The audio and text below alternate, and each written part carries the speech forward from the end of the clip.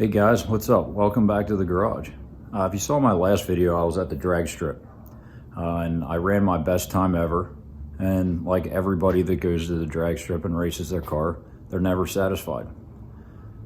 So I was going to install a carb spacer and I thought that I could pick up a little bit of time with that. But of course, like most things, it doesn't ever really fit. If you see, I got my stock throttle bracket here, throttle cable bracket, and with the carb spacer installed, it's just too high. Throttle cable's too long, it's a weird angle, it's just not gonna work. So I was gonna do a little short video of taking another stock bracket that I cleaned up, and I'm going to cut it, and I'm gonna add a extension to get that throttle cable more parallel, and maybe move it up here a little bit just so it's parallel and it's nice and straight. So I'm gonna do a little cutting and a little bit of welding and a little measuring here. I wanted to add, most people, if they're adding a carb spacer to a car that's a drag car, they're probably not gonna be using the stock throttle bracket. Probably just get one of the ones that bolts on, you know, around here. It's adjustable, it's real nice. You can get them from Summit Racing, but I'm trying to retain my automatic transmission kickdown linkage and everything, so this is what I'm gonna have to do. All right, I got the top portion that the throttle cable is attached to on that bracket cut off. I just wanted to test that the transmission kickdown could still be adjusted properly, and that seems to be all right.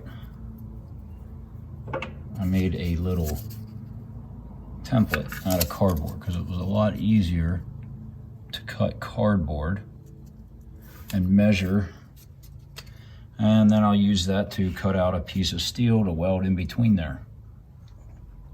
And that'll be done at work, and then I'll test fit it when I get home. All right, these are the 3 individual pieces. That's that piece of steel I cut out with the template. I am going to take these 3 to work. I think I'm gonna bevel these edges, and then I'm going to weld them. So the next time you see this, it'll be all one piece. It'll be a second for you, but it'll be the next day for me. All right, guys, fast forward a couple days here. I did get this bracket welded, and that's the finished product.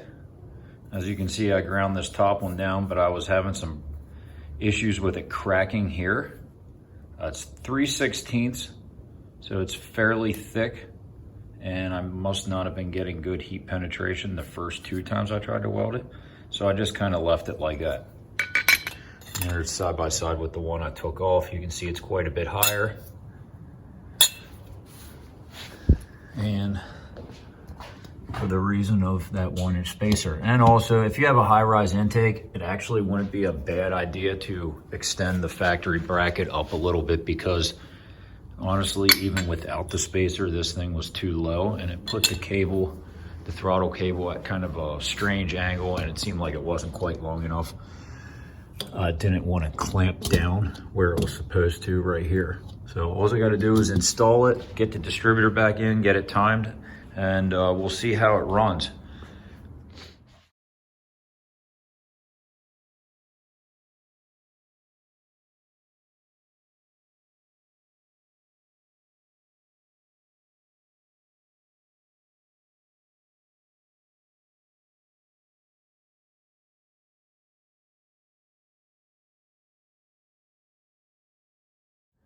All right, I think I'm ready to fire this thing up, get some heat in it, and get the timing set. Kind of curious to see if this open spacer with the added plenum volume is going to affect air-fuel ratio once it's warmed up and at idle. All right, let's do it.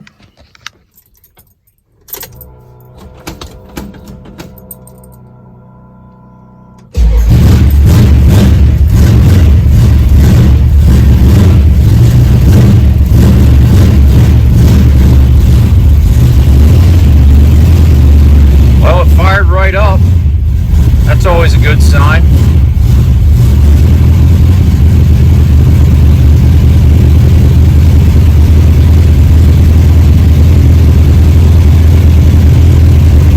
Gotta wait until there's a little bit of heat in it before I can even step out and set the timing. So I'll let it warm up here a little bit. You don't have to watch that. I did have to tweak the idle mixer screws just a hair. Tied on right around 14. It's nice and steady actually. And got the idle set to about 700.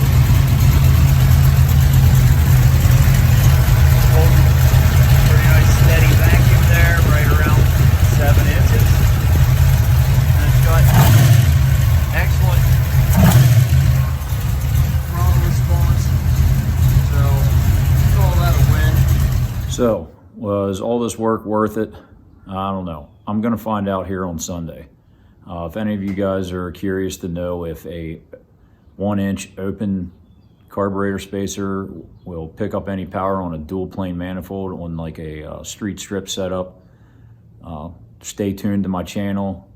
This Sunday I'm going to Mason-Dixon. It's a Mopar day, and hopefully get some good footage of me making some passes. I'm going to run in the street class, and hopefully it'll do better than my last best time, which was an 11:69. So thanks for watching. If you made it this long, just look out for that next video coming out, and we'll see what this carb spacer does.